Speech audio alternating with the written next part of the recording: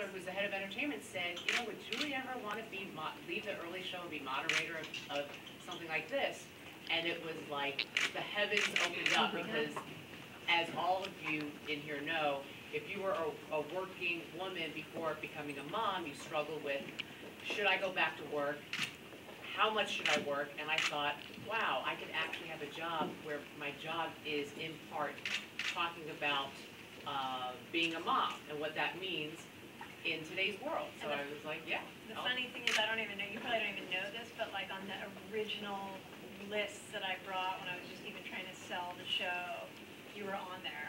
And I never thought like it would actually happen, you know, it's like, it's all like kind of, it was the right time. True. Yeah. But having said that, I'll let Sara say a few words, and then we can start with Leah and just go down, and then we can open this up for discussion. We want to pick your brains. We want you guys to pick our brains and give us some ideas of what you would love to see on the talk. Why I wanted to do it, I just was, you know, dealing with being a mom, as I'm sure you guys all know, can be difficult, and I had joined this moms group, and it was an awesome support system for me, and we talked about everything in the world, and I felt like it would be amazing for people to have that across the country, to have a group of friends that they could tune into and hear about the world, hear about their lives, things like that. And I also, you know, as you guys know, everyone's pouring onto the internet to try to make these social connections. So I was thinking, you know, is there a way we can extend that and have the conversation be also with people on television and still dialogue with the internet, but somehow broaden what's going on in that community? Why wasn't I on the list? I did not say whether you're on You said I wasn't on the list, Sarah. What I said to you, was I forced on you? You're like, a little bit. Whatever. Well, here's what you get to know is that I don't know anything about pop culture, so it's like amazing that I knew who Julie was. What am I saying? What am I talking about? Why this is the right time? Well, I will say this. So for anyone who doesn't know, most of you probably do because you're media savvy women, my husband is the CEO of CBS. So he's like my boss's boss's boss, but at home he knows his boss. Yeah. Anyway, he's happy to let his shoulders come down. I said to him one night when I agreed to do it, I said, do you think we could ever get Leah Remini? And he said, you know what, Leah would be awesome. Oh, it's you, Julie? he said, I was like, you know, because then, like, I'd be in the middle of the night and I would email the executive producer, like, with names, like a name with a question mark. Right. And so at night I said to my husband, I said, you know who I think would be awesome? And I didn't know you. Yeah. But I liked you on interviews, and he said, she would kill it. Oh, Yeah, that's kill it. nice. No pressure, Leah. Go kill it. I know, right? No, You don't have to say anything. No, I'm not going to say no, but yeah. Marissa? Well, just so you know, I'm really happy that the tables are like this because I just took my shoes off for the first time today, and I'm super happy that I just did that. So go right ahead and join me. I'm very happy.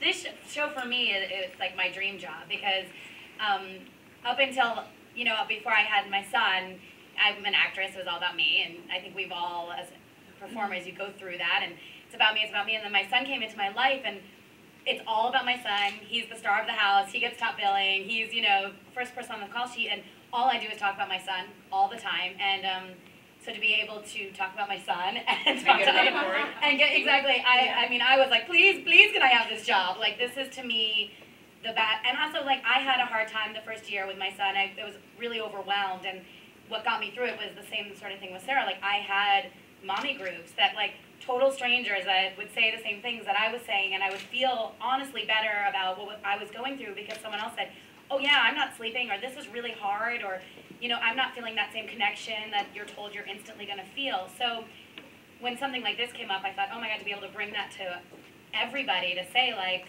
I mean, these women know, I locked my son in the car. It was the most horrifying day of my life. And, you know, and my parents totally judged me for it, but like other people, like, were other... By accident. Yeah, it was totally by accident.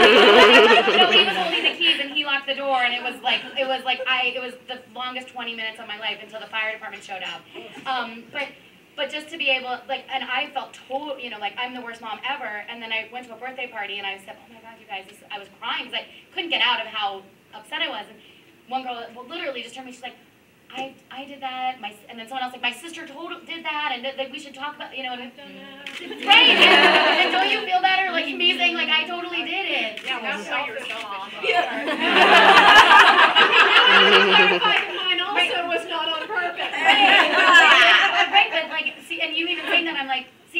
happens. It totally happens. But most of the Not all the time for me. Time out. Here's my invitation of Marissa. Happy to be here. Thank you. Thank you. Okay, I'm done. I wanted to add Jaret? that. Yeah, I had the opposite. I had the opposite experience. No, in the. They locked you in the car? No, in the I've never locked my daughter in the car. Okay. And you think But I'm I've done other bad things. Right, Like my first time clipped her nails. No, I'm not done yet. First time I clipped my nail, her clipped nail. I of course, you know, the blood. And I was like, oh, Ranger! I gave her to my husband right away. But I had the opposite. You know, I didn't have that connection at these groups. I felt very alone, and it You're was supposed to like. bite the fingernails. No, I wanted it nice. I didn't want to. I thought that was barbaric. No. Okay, but See, then when I thank you. cut her She's finger shaming off, me. I was like, I should bite it off. Right. But the thing is that I didn't have the same experience that Sara had and that Marissa had, where I felt very alone in these classes with my daughter. I felt like everybody was doing it right, and they weren't admitting that they were screwing it up. And then if you go on these sites, you know, probably somebody here, you know, it's like a perfect mom, you know what I mean? Like, how dare you? You should never give your, you know, and it's like, oh, you know, and then I'm like, I'm the worst mother, and then I don't want to bother because I just feel like it's so judgmental. Well, the mom who can speak to all these issues probably the most, more than anyone here in this room, is Sharon Osbourne, because as we all saw 10 years ago, she put it out there. Her whole family lived out their life on MTV and became the biggest, hottest reality show there was, and sparked a whole genre of television. So Sharon, why don't you share with these ladies why you chose at this point? Okay. Well, I started off like my whole thing was my career, and I was a serious working woman. That was all I did was work. Didn't date much. Never, ever thought I would get married, let alone have children. So when I was pregnant, I had no mom, no sisters, no family, and my girlfriends were in my peer group. They were all working women, single. So I was like, what do you do? I knew nothing about nothing. I was terrified about giving birth. And I'm this sort of person that doesn't like to ask for help. So literally, I learned from my mistakes.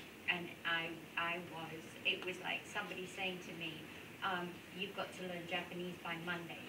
And I'm like, I'm going to be a mother in a minute. What do I do? And I knew nothing about nothing. And I think now, after all these years, I've gained the knowledge, which I hope I can put out there to other women. What do you think is like the key thing? Save for the show. Well, the key thing is that women will always feel guilt. And when you're working and when you're a mother, you will always have this battle with the guilt. Something suffers. In my case, a lot was my children. They suffered because I was away from home so much. But I think women are born with that instinct. Right. You know, I know all the ladies here, all they've been doing is phoning home, checking how the babies are doing and what they're doing, and it's always here in your brain. Once you become a mom, that's, you know, it's dealing with the guilt. Right. Holly? Well, I'm thrilled to have a job where I can wrap and then go pick up my kids from school. I have 4 kids, and just like Sharon said, been a working mom the whole time. The moment I had twins, I went back to work when they were, I'm always holding like this. Went back to, I'm not thinking boobs, it's twins. That is breastfeeding. That's what it is. That's what it is, the double breastfeed football hold. And I went right back to work in 3 months, and so I've had that guilt, that thing, the balance, trying to find it, trying to strike it. So when this came along, and there have been many incarnations of this genre that never made the air. I've been on the short list of many of them, had so many meetings with all these different networks and studios. But this genre, I feel, can be expanded. There's room. We're different women. We have different points of view. And the opportunity to be able to, this show will help me strike balance in my life. So I'm thrilled to be